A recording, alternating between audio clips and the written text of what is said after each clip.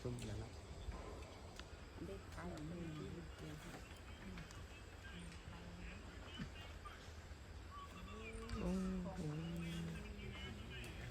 ออกมาแต่เช้าคุณวันนี้หรือว่าหากะมา เป็นมาเป็นหนึ่งวัดมือ มื้อนี้ได้อยู่เบิดมื้อเลยวันนี้ โอ้ยปูมาตอนรับลูกหลานเนาะมาหอดบางหอดเวียงกันเลยปูเอ้ยตั้งใจมาหาปูไก่ได้นี่มาจากเวียงจันทน์มาจากประเทศลาวเลยปู มุ่งหน้ามาหาปู่หาย่าเด้อ ว้าว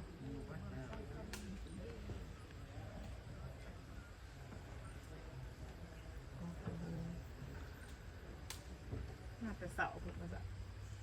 มาทา คือมาต้อนรับปู่นี่